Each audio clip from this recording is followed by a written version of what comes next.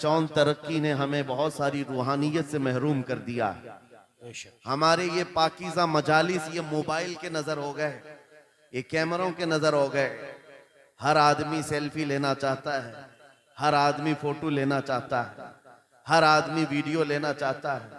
आप खुद यहाँ आए हैं तो मोबाइल को अपने पास रख लो, और अगर मोबाइल को ही सुनाना था तो किसी के हाथ में देकर भेज देते, आप घर बैठ जाते। ये मजमा मोबाइलों के लिए नहीं है, आपके लिए है। बेशक बेशक आपके लिए है। आपका जहन और दिमाग हाजिर रहे यहाँ पर, बेशक। ये सोच करके कि मेरे मुस्तफ़ा की बातें सुनाई जाएंगी, क्या बात, कुरान बेशक। की आयातें कुरान की आयत पढ़ी जाएंगी, हदीस रसूल का जिक्र होगा। लेकिन इस तूफान बलाखीज में आज हम देखते जा रहे हैं अदब हमसे निकलता चला गया। इसी को कहा था शायर ने, वो अंधेरा ही भला था कि कदम राह पे थे। क्या बात, क्या बात। वो अंधेरा ही भला था कि कदम राह पे थे, रोशनी लाई है मंजिल से बहुत दूर हमें। ये तरक्कियों ने हमें बहुत दूर कर दिया है। मेरे अजीजों, यहाँ इंसानों से ज्यादा कैमरे घोड़ों की शक्ल में बैठे हुए हैं।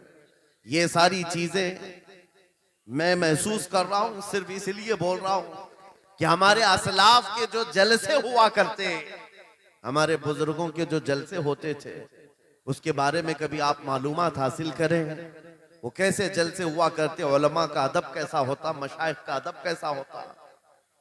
बड़ों से पूछे तो पता चलेगा, उनके सरों पर अंडा भी रख दिया जाए तो हिलता नहीं।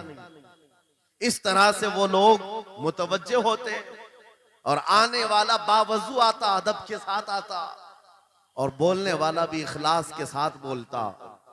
ये सारी रूहानियत अगर खत्म हो गई तो इन जलसों का कोई मतलब नहीं रह जाता। इसीलिए मेरे अजीजों, यहाँ पान खाए हुए, गुटखा खाए हुए लोग मजलिस रसूल में अगर खड़े होकर सुनना चाहते हैं, नुक्कड़ पर और सड़क पर, मैं समझता हूं महफिल रसूल की बेहुरमती है। सैयदना शेख अब्दुल अजीज मुहद्दिस देहलवी के मुतालिक एक बात मुझे मिली थी। आप हुक्का नोशी फरमा रहे थे, और इसी असना में आपको कहीं से मीलाद के पढ़ने की आवाज आई। आप वो हुक्का फेंक दी और मजलिस मीलाद में चले गए, जाकर के बैठ गए, और मीलाद पाक में जो मद्दाह रसूल थे वो कसीदा ऐसा पढ़ते रहे कि शेख साहब मगन हो गए, मस्त हो गए, और वज्द तारी हुआ। इसी असना में आपकी आंख लग गई महफिल में आंख लगी, देखा रसूल पाक सल्लल्लाहु अलैहि वसल्लम तशरीफ लाए। सुभान अल्लाह।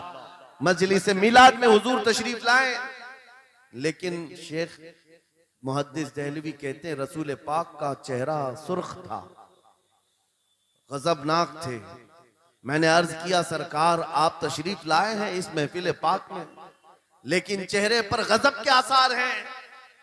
आप सल्लल्लाहु अलैहि वसल्लम ने फरमाया मुहद्दिस देहलवी से कि अब्दुल अजीज तुझे शर्म नहीं आती, उसी हुक्के के मुंह से मेरी महफिल में आ गया। अल्लाहु अकबर। मेरे अजीजों, नबी पाक सल्लल्लाहु ताला अलैहि वसल्लम की महफिल पाक का अदब नहीं करोगे, वो इश्क रसूल कहां से आएगा। यहाँ से क्या बोला जा रहा है, क्या पहुंचाया जा रहा है, उसकी तरफ तवज्जो होना जरूरी है। इसीलिए मैं आज बरमला इजहार करता हूं कि आज मुझे प्रोग्रामों वाला एक मुकर्रिर बनाकर लोग हर जगह घुमा रहे हैं ताजिया की तरह।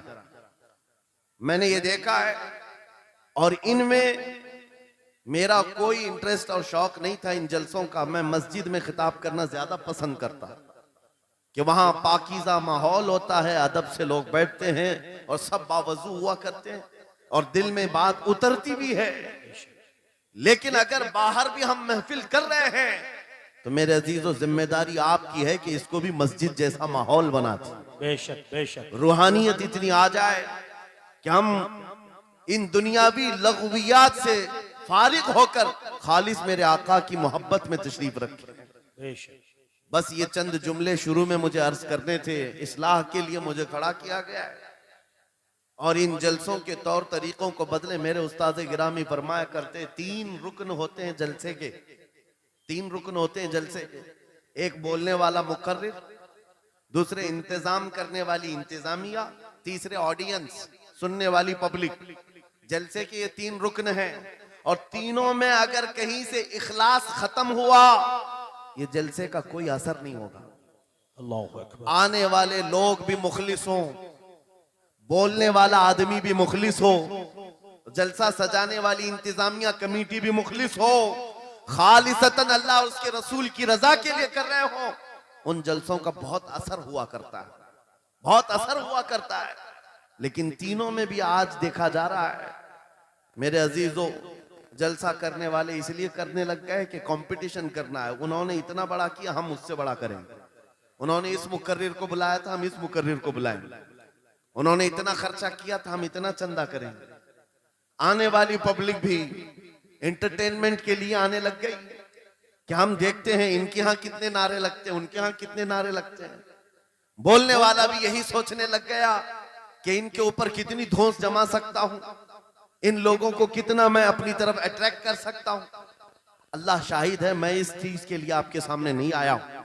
पूरे मजमे में आप भी खामोश बैठे रहे, नाज़िम इजलास भी और जिनके हाथ में माइक है ये भी, आप दिल में सुभान अल्लाह कहें और दिल में ही नारा लगाएं। मेरी बात मुकम्मल होने तक तवज्जो से सुनते रहें। ये खामोशी अब ये बता रही है कि ये चौक पर नहीं, गुंबद खजरा की छांव में हो रही है। सुभान अल्लाह, सुभान अल्लाह। वरना होगा ये कि रास्ते पर शोर शराबा और सड़कों को जाम किया जाना लोगों की नजर में ये ऐब मालूम होता है। लेकिन इसी माहौल को हम बदल करके भी जा सकते हैं। यह हमारा शिवा है पूरी दुनिया में कि सिर्फ और सिर्फ रसूल पाक की गुलाम कौम ऐसी है जो 1 मिनट में पूरा सन्नाटा तारी कर सकती है। किसी ने एक साहब से पूछा था, वेल ट्रेन्ड फौज जो होती है, चाहे वो अमेरिका की हो कि रशिया की हो कि जापान की हो, चाइना की हो, उनसे पूछा गया कि अगर 10,000 फौज को सफों में खड़ा करना हो और उनको रेडी करना हो तो आपको कितना टाइम लगेगा? किसी के बारे में कहा कि अमेरिकी फौज के लिए हमें 4 घंटे लग जाएंगे, हम तरतीब दे देंगे। रशियन फौज के लिए 3 घंटे लग जाएंगे, चाइनीज और एक्टिव हैं, 2 घंटे में अपनी सफें तरतीब कर लेंगे। उस मुसलमान दानिश्वर ने कहा, अल्लाह का करोड़ों एहसान है, 1 लाख से ज्यादा का मजमा होता है हरम काबा में भी और हरम रसूल में भी। इमाम सिर्फ 1 मिनट में कहता है सफे दुरुस्त कर लो, किसी को डंडा मारने की जरूरत नहीं, सबकी सफे खुद दुरुस्त होती है। ये कौम है जो अपनी सफे खुद दुरुस्त करती है। मस्जिदों में, जुमा में, ईदगाह में जाकर कोई लकड़ी लेकर नहीं फिरता कि अपनी अपनी सफे दुरुस्त कर लो। हर एक को इतना शऊर है कि अपनी सफे कैसे दुरुस्त की जाती है। जब आपको अल्लाह ताला ने ये नेमत अता की है, मस्जिदों में सफे दुरुस्त कर सकते हैं 1 मिनट के अंदर, ईदगाह में 1 मिनट में हमारी सब दुरुस्त हो सकती है। ऐ नौजवानों, दुनिया को ये बताओ, सिर्फ मस्जिद और ईदगाह नहीं, दुनिया के हर मैदान में हम अपनी सफे दुरुस्त कर सकते हैं। सुभान अल्लाह। हर मैदान में हमारी सब दुरुस्त हो सकती है। ये अल्लाह की तरफ से दी हुई बहुत बड़ी नेमत है। बस अब मजमा जो खामोश है और मुतवज्जे है, अब मेरी बात को आगे मैं बढ़ाता हूं, तवज्जो से सुने। कुरानी उलूम के मुताल्लिक आपके सामने चंद बातें रखूंगा, इसलिए कि मुझे कहा गया बड़ा पढ़ा लिखा मजमा है और मुसलमान के लिए पढ़ा लिखा होना बहुत लाजिम है, इसलिए कि जिहालत इस्लाम का अपोजिट है। जिहालत इस्लाम का अपोजिट है। आपको एक बात मैं बताऊं, जब भी कहा जाता है दौरे इस्लाम, यानी हुजूर सल्लल्लाहु अलैहि वसल्लम की आमद के बाद के हालात को दौरे इस्लाम कहते हैं, उससे पहले वाले जमाने को दौरे जिहालत कहते हैं। जबकि इस्लाम का अपोजिट तो कुफ्र होना चाहिए, कुफ्र होना चाहिए। ये दौरे इस्लाम है और इससे पहले दौरे कुफ्र था। नहीं, दौरे इस्लाम से पहले वाले दौर को दौरे जिहालत कहते हैं, इसलिए कि बताना है इस्लाम और जिहालत दो अपोजिट चीजें हैं, दो अपोजिट चीजें हैं। जाहिल हो और मुसलमान हो, उसे जेब नहीं देता। जिस कौम पर आने वाली किताब हिदायत का पहला लफ्ज इक़रा से शुरू होता है, इक़रा बिस्मि रब्बिकल लज़ी खलक़, कुरान का पहला लफ्ज जो आया है वो किस नाम से आया? पढ़ो अपने रब के नाम से, पढ़ो अपने रब के नाम से। और इल्म नहीं है तो कुछ नहीं है तुम्हारे पास। इमाम गजाली तो फरमाते अन्नासु कुल्लुहुम मौता इल्लल उलमा, ये सारे इंसान मुर्दा हैं, जिंदा अगर कोई है तो इल्म वाला है, इल्म वाला जिंदा है। और जिहालत की तारीकियों में भटकने वाले की मिसाल ऐसी ही है जैसे अंधेरी कोठरी में बैठा हुआ है, कहीं रोशनी का आने का इंतजाम नहीं, उसके सामने हलवा रखो कि गोबर रखो, दोनों बराबर है। जाहिल आदमी के लिए ऐसा ही है, कभी उसका हाथ इसमें पड़ेगा, कभी उसका हाथ इसमें पड़ेगा। जब नजर नहीं आ रहा है तो हलवा को गोबर समझकर खा लेगा, और कभी गोबर को हलवा समझ के खा लेगा, गलाजत उसके लिए बराबर हो जाएगी।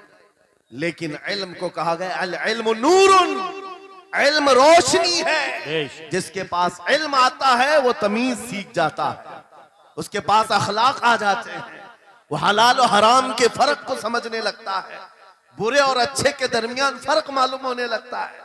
इसीलिए मेरे अजीजों, मुझे बड़ा गर्व है और फख्र है, हमारी ही खानकाह से ये आवाज आती है, आधी रोटी खाएंगे और बच्चों को पढ़ाएंगे। बेशक क्यों? बेशक उस अजीम खानकाह से ये आवाज दी गई, क्यों? सिर्फ इसलिए नहीं कि तुम बड़े होकर के डॉक्टर बनोगे, इंजीनियर बनोगे। लोगों की नजर में अब बात यही रह गई, ये पढ़ा इसलिए जाता है कि डॉक्टर बनना, इंजीनियर बनना है और कमाना है, बहुत कमाना है।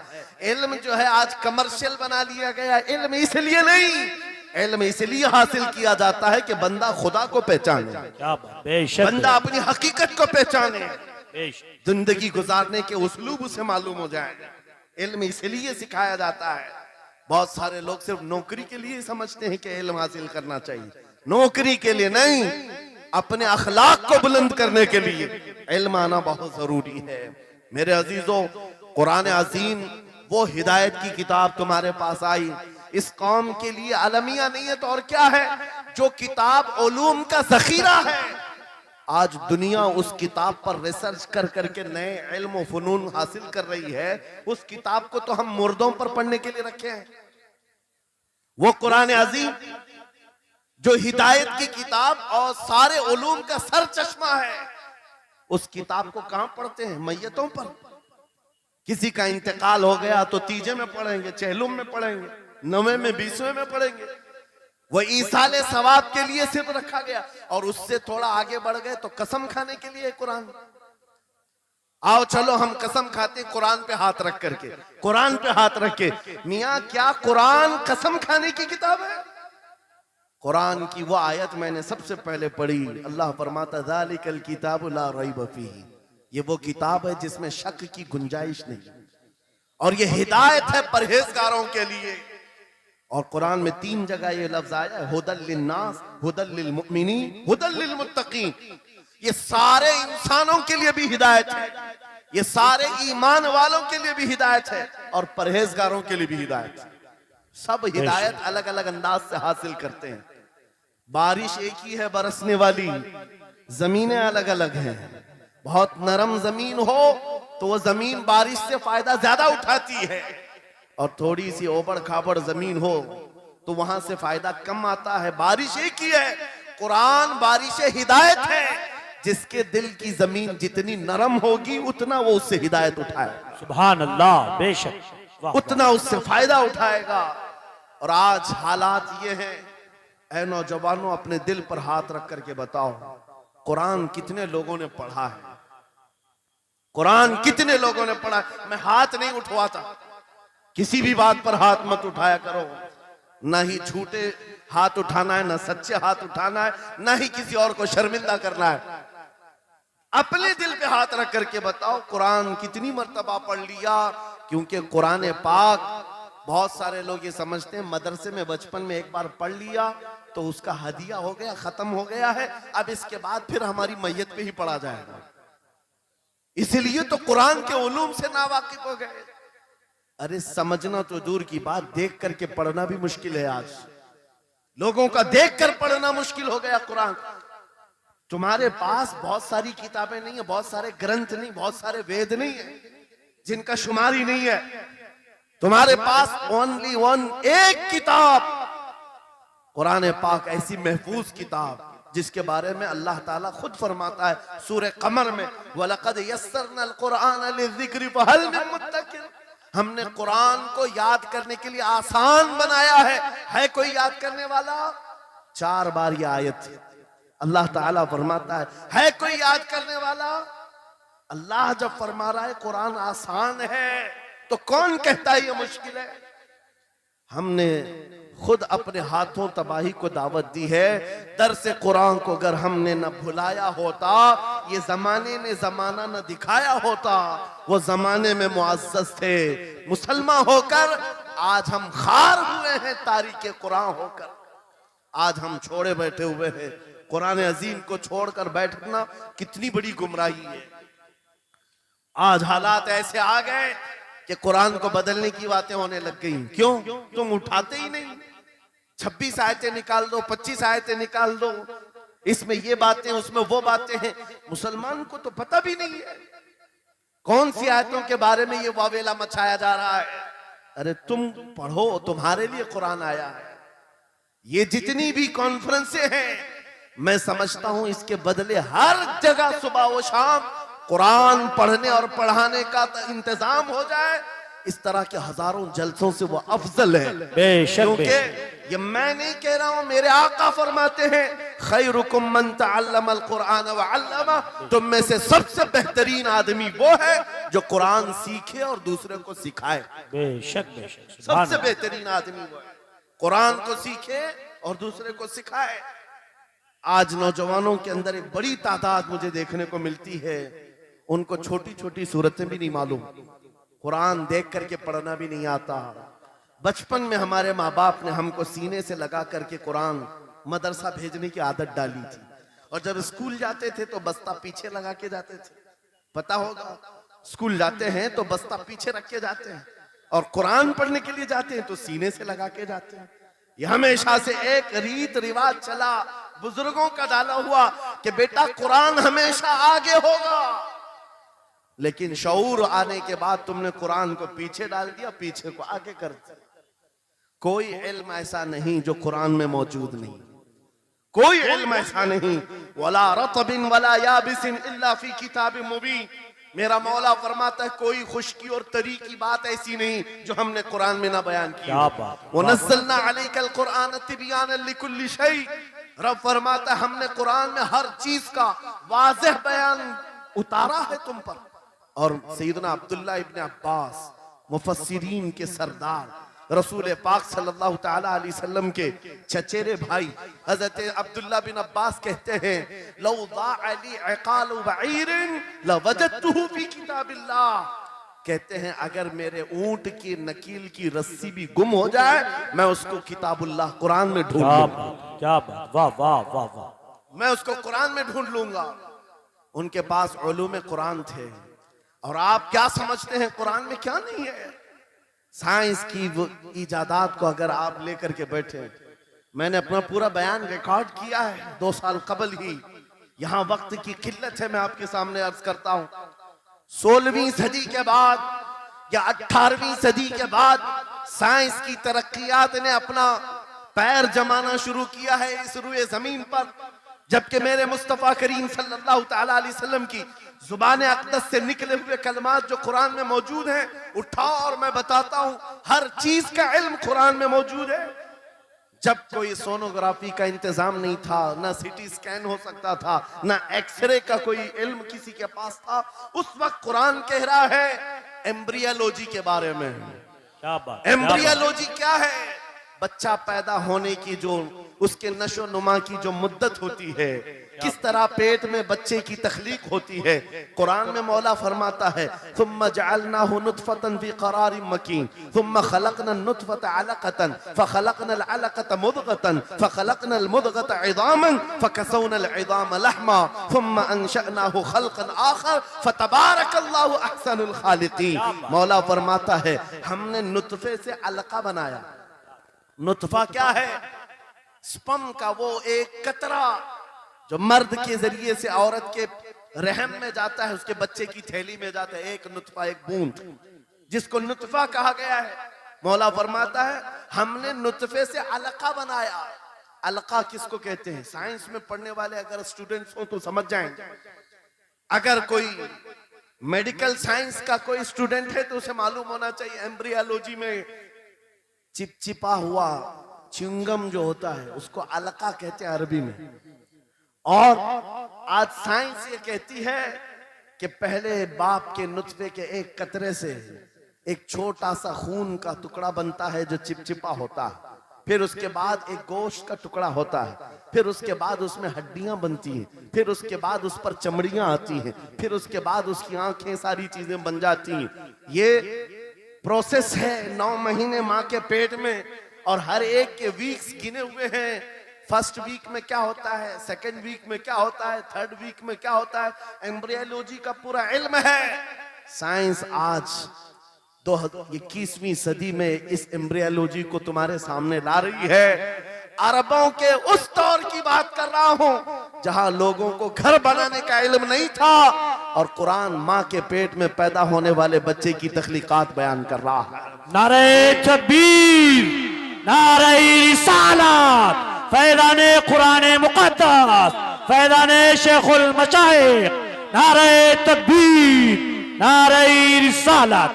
वाह वाह। मशहूर साइंसदान है फ्रैंक प्रेस नाम से, जिसने ये थ्योरी दुनिया को बताई कि अरदियात जमीन के अंदर जो वसात हो रही है। और उसके बाद उसने कहा था, फ्रैंक प्रेस नाम का अंग्रेज मुअर्रिख और अंग्रेज साइंसदान ने कहता है जमीन जो है पानी के ऊपर है, और ऐसे ही पानी के ऊपर कोई चादर बिछा दी जाए तो कभी चादर इधर हो सकती है, कभी उधर हो सकती है। इस चादर को मजबूत रखने के लिए इस पर पहाड़ों का होना बहुत जरूरी है। ये 19वीं सदी में फ्रैंक प्रेस कह रहा है, और मेरा मौला कुरान में फरमाता है, अल्लाह ताला फरमाता है वल जिबाल औतादा, हमने पहाड़ों को मेख बना करके जमीन पर गाड़ा। क्या बात, वाह वाह, बेशक कि बेशक। जमीन को हिलने नहीं देते पहाड़। अरदियात का इल्म, एस्ट्रोनॉमी के बारे में, एस्ट्रोलॉजी के बारे में कुरान में मौजूद उलूम आप पढ़ो। जूलॉजी के बारे में, जानवरों के उलूम के बारे में कुरान में पढ़ो। रब ताला परिंदों के उन अशकाल के बारे में बयान फरमा रहा है, ये झुंड के झुंड जाते हैं, जमात की जमात होती हैं। चूंटियों के बारे में पूरी सूरह मौजूद है, इनके खाना तकसीम करने का तरीका क्या है, इनके एक दूसरे को पुकारने का तरीका क्या है, इनमें जब एक चूंटी मर जाती है तो उसको दफनाने का तरीका क्या है। ये कौन बयान कर रहा है? ये कुरान बयान कर रहा है, कुरान पाक बयान कर रहा है। जब तरक्कियात इस कदर आगे आ गई कि मशीनों के सहारे से आज जर्रे को देखा जाता है, परखा जाता है, और फिर दुनिया को बताया जाता है ये हमारी तहकीक है, और कुरान उस जमाने में बयान कर रहा है। मेरे अजीजों, एक बात बताता हूं, 18वें पारे में सूरह नूर में एक आयत आई है, उस आयत के बारे में मैं बताता हूं बाद में। लेकिन 18वीं सदी में एक साइंसदान जो अमेरिका की सफर पर था, उसने अटलांटिक ओशियन में एक जगह ऐसी देखी जहां पर इतना अंधेरा है कि हाथ निकालो तो भी नजर नहीं आए, सूरज की रोशनी भी नहीं पड़ती। वापस आकर के उसने कहा मैंने एक ऐसी जगह दरियाफ्त की है जहां सूरज की रोशनी ही नहीं पड़ती और अपनी आंखों को कुछ नजर नहीं आता। अगर हाथ निकाल करके देखो, समंदर के बीचों बीच अटलांटिक ओशियन, ये कोई तालाब का नाम नहीं है। ये लंबा सफर तय करके कोई एक जगह को ढूंढ लिया एक साइंसदान, और आकर के दुनिया को बता रहा है मैंने एक ऐसी जगह मालूम की जहां पर खूब अंधेरा होता है, हाथ भी नजर नहीं आता। जब वो आकर के बताता है, एक आलिम रब्बानी ने कुरान की आयत पढ़ी, मौला कुरान में फरमाता है इज़ा अखरज यदहु लम यकद यराहा व मन लम यजअलिल्लाहु लहू नूरन फमा लहू मिन नूर। कुरान में अल्लाह फरमाता ज़ुलुमातुम बअदुहा फौक़ बअद, एक जगह हमने ऐसी बनाई है जहां अंधेरियों पर अंधेरियां हैं, जहां हाथ भी निकालोगे तो हाथ नजर नहीं आएगा। कुरान में 1400 साल पहले ये जब बात आई, उस साइंसदान को बताया गया, ये तो अल्लाह ने कुरान में बयान किया है।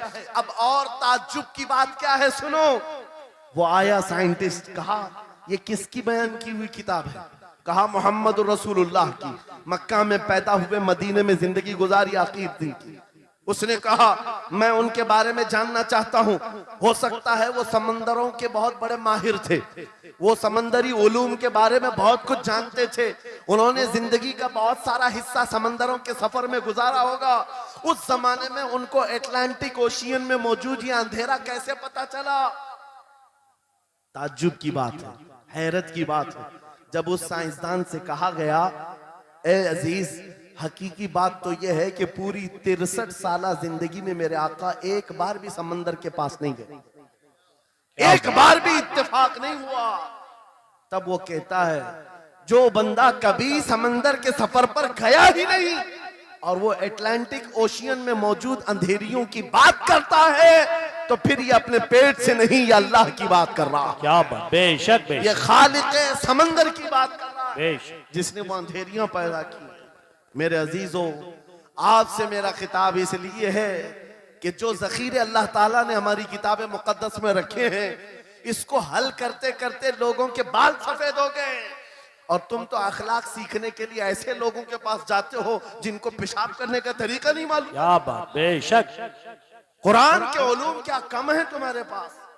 अब मैं आता हूं, ये तो साइंसी बातें हो गई, मैथमेटिक्स तो पूरा कुरान में इतना है, बयान करते करते मैं सुबह कर डालूं। कुरान पाक के अददी एजाजात, कुरान पाक के हिसाब, रियाजी, मैथमेटिक्स के फंडे, बहुत कुछ है। फिजिक्स के बारे में है, ज्योग्राफी के बारे में है, अलजिब्रा के बारे में है, साइंस के बारे में है। ये तमाम उलूम तो एक मिसाल के तौर पर मैं आपके सामने रख रहा हूं, लेकिन अफसोस मैं उस कौम से बात कर रहा हूं जिस कौम ने कुरान को छूना भी बंद कर दिया है।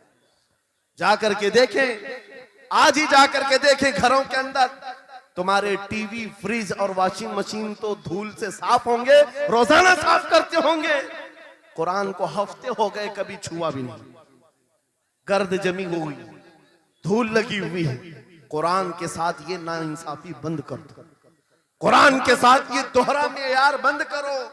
आपको पता है, कयामत के दिन मेरे आका फरमाते हैं, जो दो चीजें जिसकी हिमायत में आ गई उसको जन्नत में जाने से कोई नहीं रोकेगा, और दो चीजें जिसके खिलाफ खड़ी हो गई फिर उसको दोज़ख में जाने से भी कोई नहीं रोक सकता। हुजूर से पूछा गया, वो दो चीजें क्या हैं? हुजूर फरमाते हैं, जिसकी हिमायत में रमजान और कुरान खड़े हो गए उसका जन्नत में जाना तय हो जाता है। क्या बात, वाह वाह। और जिसके खिलाफ खड़े हो गए रमजान और कुरान, हुजूर फरमाते फिर उसका दोज़ख में जाना तय हो जाता है। अल्लाह अकबर। अल्लाह के रसूल, दानाए गुयूब, कायनात के सरदार मेरे आका दुआ करते हैं, अल्लाहुम्मा जअलिल कुरान हुज्जतन लना ला हुज्जतन अलैना। ये मेरे नबी की दुआ है, आप तवज्जो करें। हुजूर जब ये दुआ कर रहे हैं, ऐ अल्लाह कुरान को कयामत के दिन मेरा हिमायती बना, मेरे खिलाफ ना बना। क्या बात, वाह। साहिब कुरान खुद कह रहे हैं, कयामत के दिन इसको हमारे खिलाफ ना खड़ा कर, कुरान को हमारा हिमायती बना। ऐ लोगों, हम कौन सी जिंदगी गुजार रहे हैं आज? बहुत दूर हम आ चुके हैं, बहुत दूर हम आ चुके हैं। आज कुरान की तालीम को भी इतना सस्ता समझा जाता है, इतना सस्ता कि आपके पास अगर बच्चे के पास टाइम हुआ तो मदरसा भेजो, नहीं तो छोड़ो जाने दो। मदरसों में आने वाले वो बच्चे जिनकी नाक बह रही हो, कपड़े ढंग के ना हो, कारी साहब और हाफिज साहब खुद ही उसको साफ भी करें, खुद ही पढ़ा करके भी भेजे। क्या तुम अपने वक्त की मशहूर कॉन्वेंट स्कूल में भी इसी तरह अपने बच्चों को भेजते हो? वहां पर गैर हाजिरी से कितना डरते हो, अपनी छुट्टियां तर्क कर देते हो, रिश्तेदारों से मिलना बंद कर देते हो। नहीं, बच्चे की स्कूल छूट सकती है, लेकिन कुरान के साथ कैसा दोहरा सलूक है, कुरान के साथ कैसा मेयार है। आपको मैं बताता हूं, इमाम हमारे सिराजुल उम्मा इमाम आजम अबू हनीफा रज़ी अल्लाह ताला अन्हु अपने बेटे को जिस कारी कुरान के पास पढ़ने के लिए भेजा करते थे, कारी साहब ने इमाम आजम के बच्चे को पूरा कुरान पढ़ा दिया। नाजरा कुरान की बात कर रहा हूं। जब पूरा कुरान बच्चे ने पढ़ लिया तो इमाम आजम अबू हनीफा को ये मुबारकबादी दी गई कि आपका बच्चा पूरा कुरान पढ़ चुका है हाफिज साहब के पास। तो हाँ, इमाम आजम बड़े ताजिर थे अपने जमाने के। उन्होंने क्या किया, उस कारी साहब को 4 लाख दिरहम नजराने में भेजा। सुभान अल्लाह। कितना? 4 लाख दिरहम चांदी के सिक्के होते थे। इमाम आजम अबू हनीफा ने जैसे ही कारी साहब के पास जो कुरान पढ़ाए थे ये नजराना भेजा, उनके पास ये नजराना पहुंचा, 4 लाख तो छोड़ो, आज के जमाने में 4000 भी किसी को देता नहीं। हाफिज कुरान अगर किसी बच्चे को पढ़ाया है, और मैं मांग भी नहीं रहा हूं कौम से, इमाम आजम की बात बता रहा हूं, जब नजराना कारी साहब को पहुंचा, उन्होंने देखा 4 लाख दिरहम मेरे पास आए, इतनी बड़ी रकम। बच्चे को खाली कुरान ही पढ़ाया था। दौड़े दौड़े वापस इमाम आजम अबू हनीफा के दौलत कदे पर आ गए। घर पर आए, कहा हुजूर आपसे मैं ये पूछना चाहता हूं कि गलती से तो ये रकम मेरे पास नहीं आ गई, ये किस लिए दी गई है? कहा कि ये तो आपने कुरान बच्चे को पढ़ाया, मैंने हदियतन भेजा है। कहा हुजूर सिर्फ नाजरा कुरान ही तो पढ़ाया, इतनी बड़ी रकम। इमाम आजम अबू हनीफा ने कहा कारी साहब आज चले जाओ, और अपने बेटे को बुलाया, इधर आ बेटा, कल से इस हाफिज के पास पढ़ने के लिए तू हरगिज नहीं जाएगा, कल से इसके पास तू इल्म हासिल करने नहीं जाएगा। बच्चे ने पूछा हुजूर क्या हो गया? कहा जो बंदा मेरे 4 लाख दिरहम को कुरान से बड़ा समझता है, मैं उसके पास अपने बेटे को नहीं पढ़ा सकता। क्या बात, वाह वाह, मैंने तो कुरान का एक हर्फ की कीमत नहीं अदा की, उसने कुरान के ऊपर मेरी रकम को समझ लिया। आज हमने कुरान को कहां समझ लिया है? वो इमाम आजम अबू हनीफा फरमाते हैं जो कुरान से ज्यादा माल को अहमियत देता है, उसके पास बच्चों को पढ़ाओ भी मत, ना पढ़ाओ। अजीजा ने गिरामी वकार, हमारा ये दोहरा सुलूक, हमारा ये दोहरा मेयार कुरान के साथ जो हमारी नाइंसाफी है, हमें अखलाकी पस्ती में लाकर खड़ा कर चुकी है, अखलाकी पस्ती में लाकर खड़ा कर चुकी है। अरे हम देख रहे हैं आयरा गैरा नत्तू खेरा हमें सिखाने आ रहा है, बढ़ाने आ रहा है कि तुम्हें डेवलपमेंट के बहुत सारी चीजें बताई जाती हैं कि तुम्हारी पर्सनालिटी डेवलपमेंट क्या होती है। अलीगढ़ वाले तो नौजवान बहुत सारे जो स्टूडेंट्स हैं जानते होंगे, बीए कर लिया, एमए कर लिया, बीकॉम कर लिया, या कुछ भी कर लिया, डिग्री हासिल कर लिया। बड़ी बड़ी कंपनियां आज पूछती हैं कि इसके पास पर्सनालिटी डेवलपमेंट है या नहीं। ये क्या है पर्सनालिटी डेवलपमेंट? कुछ बड़े बड़े शहरों के नौजवान हमारे पास आए थे, कहा हम कोर्स कर रहे हैं। कहा मैंने पूछा इसमें होता क्या है? कहा इसमें सिखाया जाता है बैठना कैसा है, लोगों से मिलना कैसे है, खाने के लिए बैठे तो चम्मच कहाँ रखना है, बर्तन कहाँ रखना है, लोगों से हैंडशेक कैसे करना है, ये सारी चीजें सिखाई जाती हैं। मैं नौजवानों से पूछा कि अच्छा कितने महीने का? कहा कहीं 6 महीने का, कहीं साल भर का। कहा अफसोस है उस कौम पर जिसका रसूल आया था ये कहते हुए, वो इस्तुली उतम्मिम मकारिमल अखलाक, मैं सबसे बुलंद अखलाक सिखाने के लिए दुनिया में आया हूँ। उस रसूल की उम्मत आज ऐसे लोगों के पास अखलाक सीखने जा रही है जिसको हलाल और हराम की तमीज नहीं, जिसको खड़े होकर पेशाब करने में फख्र लगता हो, उसके पास तो ये अखलाक सीखने जा रहे हैं, पर्सनैलिटी डेवलपमेंट सीखने जा रहे हैं। और मैं तुम्हें बताता हूं कुरानी अखलाक क्या है। मौला करीम ने अपने हबीब को जो बयान किया है, सूरे लुकमान उठाओ, बाप अपने बेटे को नसीहत क्या क्या करता है, अगर 3 आयतें भी पढ़ लो तुम्हारी जिंदगी सुधर जाएगी। लुकमान हकीम अपने बेटे से कहते हैं, या बुनैया अक़िमिस सलात वअमुर बिल मारूफ वन्हा अनिल मुनकर वस्बिर अला मा असाबक, ऐ बेटा नमाज पढ़ा कर, बुराइयों से बचा कर, अच्छाइयों की बात कर, जो मुसीबत आए उस पर सब्र कर। ये सिर्फ जुमले नहीं है, ये जुमले नहीं है। लुकमान हकीम ने अपने बेटे को जो डराया था, कुरान कहता है या बुनैया इन्नहा इन तकु मिस्काल हब्बतिन मिन खर्दलिन फतकुन फी सखरतिन औ फी समाई औ फिल अर्दी याति बिहा अल्लाह। आज हर बाप को चाहिए कि ये नसीहत अपने बेटे को करे। क्या बात, हर बाप अपने बच्चे को ये बात बताए, सुनो क्या लुकमान कहते हैं, बेटा बुराई अगर तूने कर लिया, ये मत समझना कि मैं रात के अंधेरे में छुप कर लिया। आज तुम्हारे हाथ में मोबाइल गुनाहों का अड्डा बन करके आया है। सिर्फ एक टच स्क्रीन पर सारी दुनिया तुम्हारे सामने नंगी नाचती हुई नजर आती है। कितने नौजवानों ने अपने अखलाक का कत्ल कर लिया है, उनकी आंखें हया से नापाक हो गई हैं। कितने लोगों ने अपना नूरे ईमान बेच दिया मोबाइल की स्क्रीन पर चलने वाली इन बेहया तस्वीरों पर। कितने तो फरेफ्ता हो गए, कितने जवानी बर्बाद कर चुके। तुम क्या समझते हो?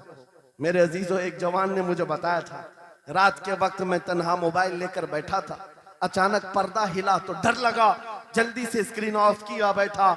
मुझे लगा माँ आई होगी, बाप आया हो, कोई आया होगा, लेकिन कोई नहीं। पर्दा हिला, एक बिल्ली आई थी, इससे भी डर लग गया। मैंने कहा पर्दे के हिलने से इतना डर है कि कोई आ जाए, तेरा ईमान कहां गया? वो मौला कहता है यअलमु खाइनतल अयुनि वमा तुख्फी सुदूर। वो रब तुम्हारे दिलों में गुजरने वाले हालात को भी देख रहा है, बेशक तुम्हारी आंखों की खयानत को भी वो देख रहा है। जब तुम्हारा यकीन ही खत्म हो गया तो क्या करोगे? इसीलिए अरबी का मशहूर मकौला है इज़ा लम तस्तही फफ़अल मा शि'त वस्ना मा शि'त। जब तुम्हारे अंदर से हया निकल जाए तो जो चाहे करो, जो चाहे कर लो। आज लुकमान हकीम की वो बात मैं पेश कर रहा था, आयत मुकम्मल करता हूं। बाप अपने बेटे से कहता है अगर बुराई कर लिया तूने, अगर बेहयाई हो गई, ये मत समझ के बहुत छुप करके किया।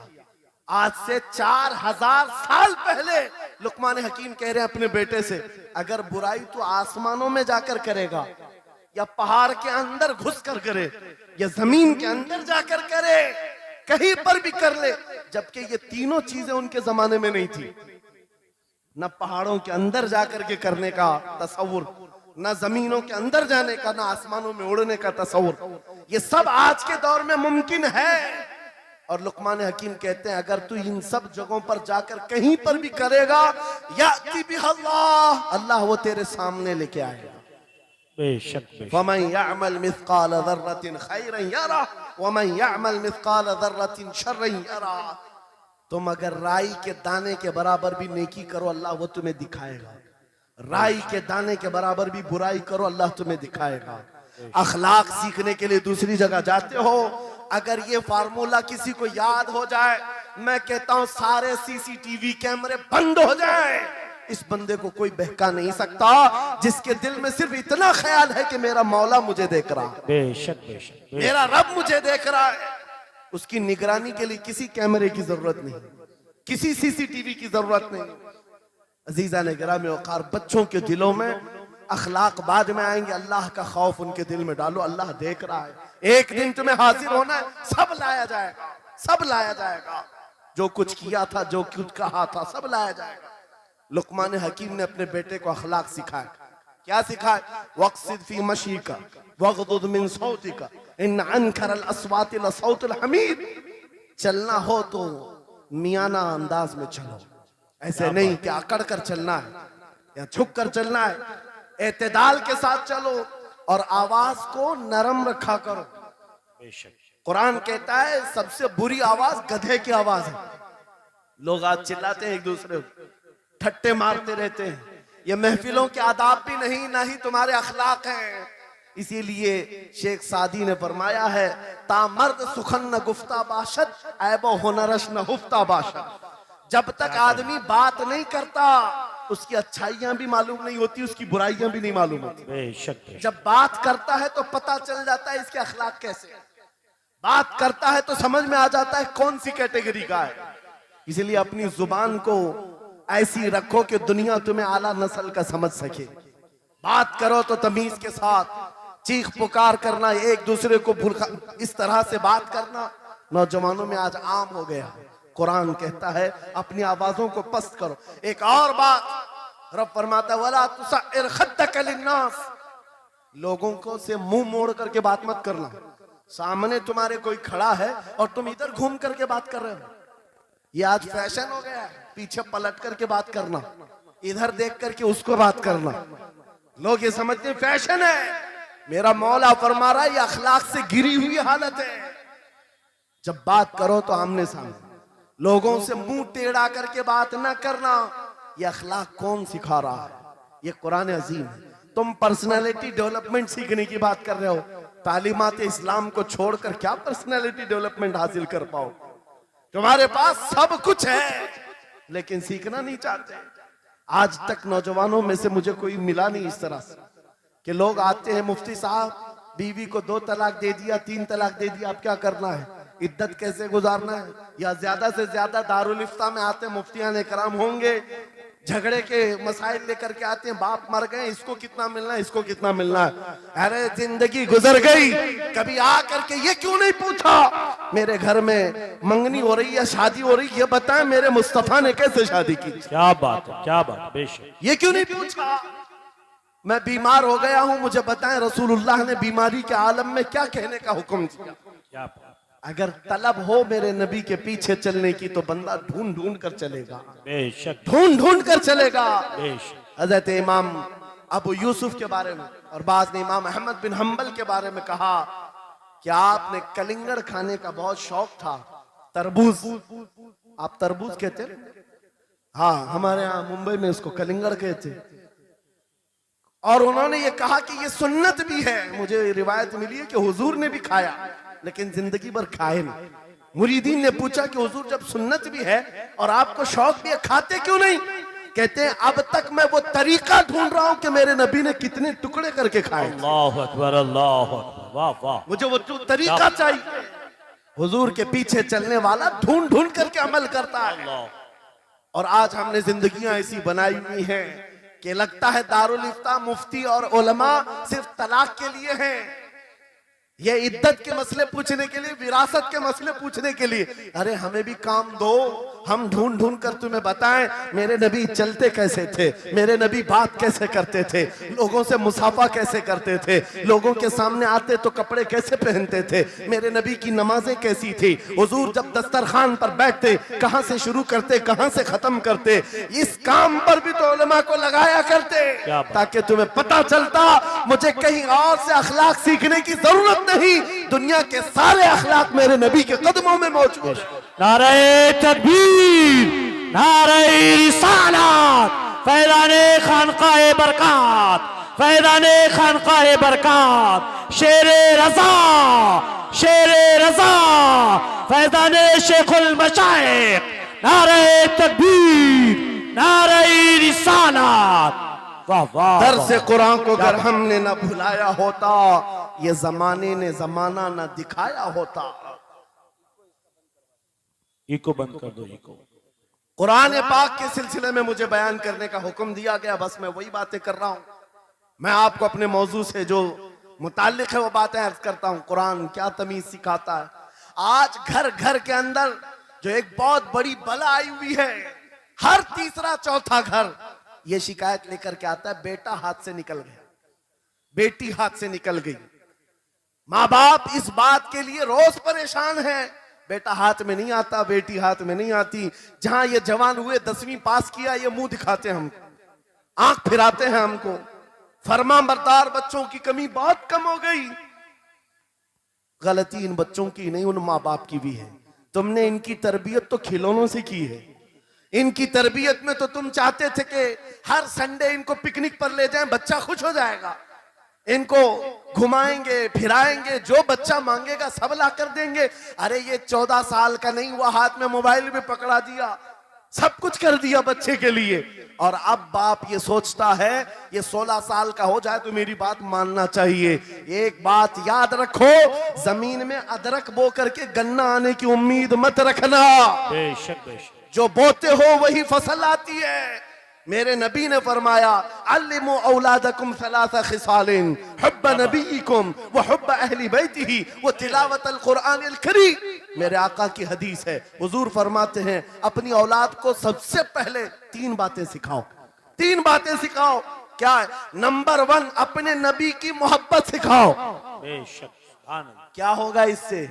तुम जिस बात के लिए आज परेशान हो ना, 16 साल के बाद मेरा बच्चा मेरा फरमाबरदार बने, याद रखो तुम अगर इस बच्चे को नबी की मोहब्बत डालो, 16 साल नहीं तुम्हारा बेटा 60 साल का होगा तब भी सर झुकाकर तुम्हारे साथ खड़ा रहे। क्या बात, बेशक बेशक। तुम उसके दिल में अल्लाह रसूल की मोहब्बत डालो, अल्लाह तुम्हारी मोहब्बत उसके दिल में डाले। बेशक बेशक, ये रिटर्न दिया जाता है। नंबर 1 अपने नबी की मोहब्बत, नंबर 2 रसूल पाक के अहले बैत की मोहब्बत। मेरे आका फरमाते हैं बच्चों को सिखाओ। तीसरी चीज कुरान की तिलावत। ये 3 चीजें सिखाओ सबसे पहले बच्चों को। लेकिन इन 3 चीजों से तो हम बच्चों को छोड़ ही चुके। सबसे पहली चीज जो सिखानी थी वो अपने नबी की मोहब्बत। अजीजा ने गिरामी वखार, आज घर घर के अंदर ये जो मुसीबतें आई हैं, माँ बाप की नहीं सुनता। माँ बाप अगर जवान लोग अभी शादी कर रहे हैं तो अभी से तय कर लो बच्चा होगा ये ख्वाब नहीं देखेंगे पहले इसको क्या बनाना है। तुम अगर अल्लाह उसके रसूल की मोहब्बत डालने की ख्वाब लेकर उस बच्चे की तरबियत करो, इंशाअल्लाह वो डॉक्टर भी बनेगा, इंजीनियर भी बनेगा, प्रोफेसर भी बनेगा, लेकिन साथ में आशिक रसूल भी बने। सुभान अल्लाह, सुभान। और जहां ये दौलत लेकर के खड़ा होगा, इश्क रसूल की दौलत लेकर खड़ा होगा, और प्रोफेसर भी हो जाए, डॉक्टर भी हो जाए, कुछ भी हो जाए। देखो मशाइख मारहरा जिनके वालिदैन ने उनकी तरबियत की, उनको दुनियावी उलूम का माहिर तो बनाया है, क्या लेकिन आज तक आपने देखा कॉलेज में पढ़ाने वाला प्रोफेसर लाखों मुरीदीन की दस्तगीरी भी कर रहा हो और उनकी शरीयत और तरीकत को बयान भी करता हो। बेशक। नारे तकबीर, नारे रिसालत, फैज़ाने हसनुल उलमा, फैज़ाने हसनुल उलमा, नारे तकबीर के लिए, वाह वाह वाह, तालीमात इस्लाम के लिए ये घराना आइडियल है। मैं मुबालगा आराई नहीं कर रहा हूं, मुबालगा आराई नहीं कर रहा हूं।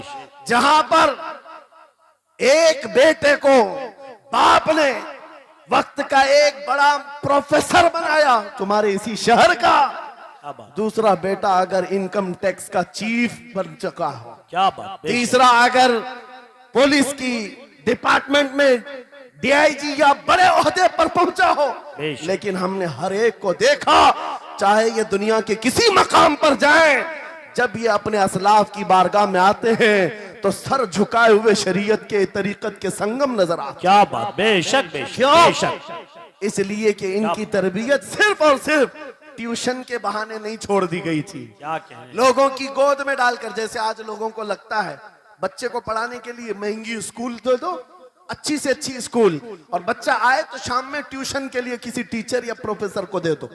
बच्चा तुम्हारी गोद में आया ही नहीं। संडे संडे तो बाप से बच्चे की मुलाकात होती है, और वो भी पिकनिक के नाम पे होती है। क्या कहें, ये हालात जब बच्चों के साथ तरबियत के होंगे तो ये बच्चे जिनसे तरबियत हासिल किए हैं उनके नक्शे कदम पर चलेंगे। लेकिन तुम अगर शरीयत का ट्रांसफर चाहते हो, स्कूल भी पढ़ाओ, ट्यूशन भी पढ़ाओ, लेकिन इश्क रसूल की दौलत अपने सीने से इनके सीने में डालो। बिल्कुल बेशक बेशक। अजीज़ान गिरामी, मेरा मौला फरमाता है वक़ज़ा रब्बुका अल्ला तअबुदू इल्ला इय्याहु व बिल वालिदैनि इहसाना।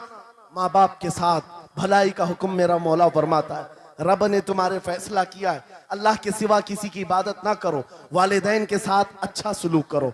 और कैसा सलूक? वला तकुल्लहुमा उफ़्फ़िन वला तनहरहुमा, उनको उफ तक ना कहो, उनको झिड़क कर बात ना करो। नौजवानों याद रखो, जिस दिन तुमने अपनी माँ या अपने बाप को उल्टा जवाब देना शुरू किया, उस दिन से तुम पर रिज्क के दरवाजे बंद हो जाते, बरकत के दरवाजे बंद हो जाते हैं। और ये तो बड़ी बात है, हजरत मौलाना रोम फरमाते हैं, माँ या बाप बच्चे को बात करने में जिस दिन डरने लग जाए, पता नहीं मेरा बेटा क्या समझेगा बोलूं, जिस दिन वो तुमसे बात करने में डरने लग जाए, समझ लो दुनिया का सबसे बुरा दिन तुम्हारा शुरू हो चुका है, शुरू हो चुका है। होना तो ये चाहिए कि तुम्हारी जवानी नहीं, तुम्हारी उम्र बीतने को आ गई, अगर माँ बाप को अल्लाह ने सलामत रखा, चाहे वो बूढ़े बिस्तर मर्ज पर हो, उस वक्त भी अदब के बाजू फैलाए हुए हो, अदब के बाजू।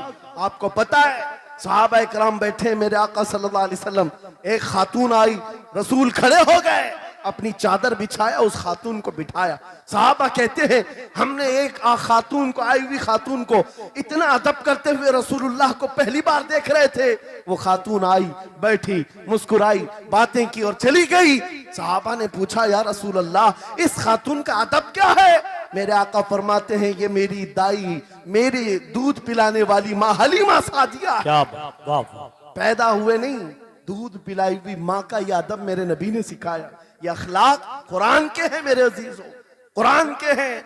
याद रखो नौजवानों, इन बूढ़े माँ बाप को आज जितने लोगों ने तरसाया है और उन्हें घुट घुट कर जीने पर मजबूर किया है, वो आज की रात तौबा करके जाएं, तौबा करके जाएं, मुसाफा करें, उनके हाथ चूमें। ये तुमसे क्या तमन्ना रखते हैं? बस इतनी कि तुम अपने पैरों पे खड़े हो जाओ, ढंग का कमाना सीख जाओ। नौजवान को इनका डांटना बुरा लगने लगता है, माँ बार बार चिल्लाती है, बाप बार बार डांटता है, घर छोड़कर भाग गया, फिर उसके बाद याद रखो अल्लाह ताला ऐसे जूतों पर तुम्हें डाल देता है जो तुम्हारी हैसियत के भी नहीं होते, कमतर लोग तुम्हें हाँकते रहते हैं। इससे बेहतर है हमें पैदा की हुई माँ, हमें दूध पिलाई हुई माँ अगर डांटती है, कोसती है, मारती है, ये नेमत है। बेशक। एक नौजवान के बारे में मैं अक्सर कहा करता, हमारे साउथ का था, बड़ा बिगड़ा हुआ, माँ मेरे पास आई थी, कह रही थी इसको समझा ले, मैं बेवा हूं, इसका बाप बचपन में मर गया, ये बच्चा 2 साल का था, मेरा शोहर मर गया, मैं घरों की पतेलियां मांझ करके इस बच्चे को बड़ा की हूं, लेकिन आज ये औबाश बन गया है। बदमाशों की दोस्ती। मैंने उस नौजवान को बुलाया था, अपने करीब किया, समझाया, अल्लाह ने उसको समझ दे दी। वो लड़का थोड़ा बहुत सीधे रास्ते पर आया और बेंगलुरु गया था कमाने के लिए। मैंने कहा नौकरी कर, तेरी माँ कुछ नहीं चाहती, वो जिंदगी तो गुजार चुकी, अपने हाथों से कमाई है, बस ये चाहती है कि तेरी कमाई का एक लुकमा खा ले। ऐ नौजवान, क्या अपनी माँ को इतना भी सुख नहीं देना चाहता? गया था कमाने के लिए। मेरे अजीजों, आज भी वो मौजूद है, आज भी है। वो कमाया, महीना भर गुजरा था या 2 महीने, अपनी तनख्वाह लेकर के वतन वापस आया। अपने घर के पास जिस दिन वो पहुंचा था, घर के बाहर बहुत भीड़ जमी थी। लोगों से पूछा उसने तो पता चला उसकी माँ आज ही सुबह इंतकाल की। अल्लाहु अकबर। वो पैसों की गड्डी ला करके जो कमाया था 1 महीने 2 महीने की तनख्वाह माँ के कदमों में रख दिया। बहुत रोया। ये बात मैं तकरीरों में इसलिए कहता हूँ, उसने कई बार कहा मुफ्ती साहब नौजवानों को सिर्फ इतनी बात कहें, मैं इस अजाब में रोज मरता हूँ, मेरी माँ जिंदगी भर लोगों के जूठे मांझ करके मुझे खिलाती रही और मैं एक लुकमा मेरी माँ को खिला ना सका। जिस दिन मैं लाया था पैसे, ये तो दुनिया से चल पड़ी। मुझे आज रोज इस बात का गम सताता है। आप नौजवानों से खिताब करते हैं, कम से कम इनसे कह दें कि तुम्हारे माँ बाप जिंदा हैं, होश में आ जाओ, अपने हाथों से उनको खिला तो सको, उनके हाथ पकड़कर चला तो सको, इसलिए कि दुनिया की अजीम नियामत है। जिसका बाप जिंदा है, जिसकी माँ जिंदा है, उसके हक में वो दुआ कर ले। मेरे आका फरमाते हैं नबियों की दुआ उम्मत के बराबर जो होती है, वो बाप की दुआ बेटे के बराबर होती है।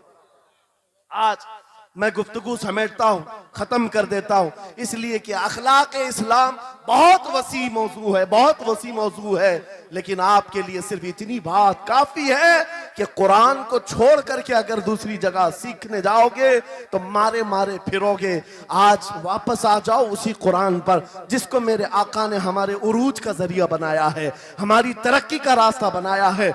जानते हो जब दुनिया के पास पार्लियामेंट नहीं थी, चलाने के लिए उसूल नहीं थे, पूरी दुनिया को कुरान ने उसूल बताए हैं, कानून बताए हैं। इस एक कुरान से फिक़ह हनफी मिला, फिक़ह शाफ़ई मिला, फिक़ह हम्बली मिला, फिक़ह मालिकी मिला। ये तो 4 मैंने नमूने बताए, 1 2 नहीं 18 फिक़ह की तदवीना पूरी दुनिया में मौजूद है। इस कुरान पर लिखी जाने वाली तफसीरों की तादाद पूरी दुनिया की किताबों से सबसे ज्यादा है। 700 तफसीरों के नाम मेरे पास मौजूद है, हर तरह से अलग अलग तफसीर की गई है, दुनिया की मुख्तलिफ जुबानों में इसके तर्जुमे किए गए। वो एक कुरान ऐसा है जो आज भी बबांगे दुहल पूरी दुनिया को चैलेंज कर रहा है। अगर तुम अल्लाह की बात को झूठा मानते हो, कुरान की तरह एक आयत ला करके बता दो, एक सूरत ला करके बना दो। आज दुनिया तरक्की बहुत कर चुकी होगी, टेक्नोलॉजी पर ये पाबंदे सलासिल कर चुकी और चांद पर कमंदे डाल चुकी, सूरज की शुआओं को कैद करके करंट बना दिया हो, सयाल मादे से दुनिया ने केमिकल बना दिया, सब बना दिया। लेकिन एक बात तय है, पूरे इंसान मिल जाएं, पूरे जिन्नात मिल जाएं, मेरा मौला फरमाता फिर भी वो कुरान के मिसल नहीं ला सकते। बेशक बेशक, वाह, कुरान के मिसल नहीं ला सकते। ये मौजज़ा तुम्हारे पास है, ये मौजज़ा तुम्हारे पास है, दुनिया के पास ये दौलत नहीं। उठो वगरना हश्र न होगा फिर कभी, दौड़ो के जमाना चाल अपनी चल गया। मेरे अजीजों, आखिरी बात, ये सारे उलूम तो कुरान में हैं, अखलाक भी कुरान में है, तिजारत के उसूल भी हैं, शादीशुदा जिंदगी के उसूल भी हैं, माँ बाप के साथ हुस्न सुलूक भी है, बच्चों की तरबियत भी है, पड़ोसियों से मामलात भी हैं, उस्ताद और शागिर्द के हुकूक भी बयान किए गए हैं। ये सारे फील्ड अपनी जगह पर, लेकिन कुरान का जो गाज़ा है, कुरान की जो रूह है, कुरान का जो खालिस शहद है, वो क्या है? कुरान पढ़ने वाले को सबसे बड़ी दौलत अगर कोई मिलती है तो अपने नबी से बेइंतहा इश्क करने की दौलत मिलती है। आगाज से आखिर तक कुरान है नाते मुस्तफा, महबूब के बयान का कैसा अनोखा ढंग है। जुनैद बगदादी के जमाने में एक आर्टिस्ट आया था, एक मुसव्विर, लोगों की मुंह बोली तस्वीर खींचता था। अगर कोई आता अपनी महबूबा के बारे में कहता, उसकी आंखें ऐसी, उसकी नाक ऐसी, उसकी भवें ऐसी, उसकी पेशानियां ऐसी, वो उसी तरह से तस्वीर निकालता था। आर्टिस्ट था और लोगों की कतारें लगी थी अपने अपने महबूब महबूबाओं की तस्वीरें निकालने के लिए। इसलिए कि आपकी तरह मोबाइल उस जमाने में नहीं थे जो हर घड़ी खींच लिया करें। वो जुनैद बगदादी का दौर, आर्टिस्ट तस्वीर निकालता था। जब ये बात पता चली, हजरत जुनैद बगदादी भी उस मुसव्विर के घर चले गए, लाइन में खड़े हो गए। जब आपका नंबर आया तो उस मुसव्विर ने पूछा, मौलाना आपका क्या काम है? वक्त के सैयद ताइफा कहा, मैंने सुना है तू लोगों के महबूबाओं की तस्वीरें खूबहू खींच कर देता है, मैं चाहता हूं मेरे भी महबूब की तस्वीर खींचो। वाह वाह। तो उसने कहा, बताओ। कलम लिया, बैठा, बताइए आपके महबूब का हुलिया क्या है? जुनैद बगदादी कहने लगे, मेरा महबूब कायनात का सबसे हसीन चेहरा रखने वाला, जिसकी भवें ऐसी थी, जिसके गाल ऐसे थे, जिसकी पेशानी ऐसी थी, जिसके हाथ ऐसे, जिसके पैर ऐसे। उस मुसव्विर ने पूछा, बताओ नाम क्या है? जुनैद बगदादी ने कहा, मुहम्मदुर रसूलुल्लाह। उस मुसव्विर ने कहा, रुको जरा, ये तस्वीर तो ऑलरेडी मेरे पास बनी बनाई रखी है। जुनैद बगदादी ने कहा, ये कैसे? लोगों की ऑर्डर पर तू तस्वीर बनाता है, मेरे महबूब की तस्वीर पहले से कैसे रखी है? उस मुसव्विर ने कहा, बात दरअसल ये है, आप जिससे मोहब्बत करते हैं मैं भी उससे मोहब्बत करता हूं, हम दोनों का महबूब एक है, इसलिए तस्वीर पहले से बनी रखी है। जुनैद बगदादी ने कहा, अच्छा लाओ तो जरा हमारे महबूब की तस्वीर देख तो ले। वो मुसव्विर अंदर गया और कुरान पाक ला करके जुनैद बगदादी के सामने रखा और कहा, है जुनैद, क्या ये मेरे नबी की तस्वीर नहीं है? आंखें देखना हो तो पढ़ो, मा ज़ाग़ल बसर हुआ मा तग़ा, चेहरा देखना हो तो पढ़ो, वद्दुहा वल्लैलि इज़ा सजा, हाथ देखना हो तो पढ़ो, वमा रमैत इज़ रमैत वलाकिन्नल्लाह रमा, अगर कदम देखना हो तो पढ़ो, ला उक़सिमु बिहाज़ल बलद व अंत हिल्लुम बिहाज़ल बलद, अगर सीना देखना हो तो पढ़ो, अलम नशरह लका सदरक व वज़अना अन्का विज़रक, अगर इस नबी की गुफ्तार देखना हो पढ़ो, वमा यंतिकु अनिल हवा इन हुवा इल्ला वहयु यूहा, इस महबूब की अताएं देखना हो तो पढ़ो, इन्ना आतैना कल कौसर। बाबा, नारे तकबीर, नारे रिसालत, फैज़ाने कुरान मुक़द्दस, फैज़ाने कुरान मुक़द्दस, फैज़ाने खानक़ाह इमारत।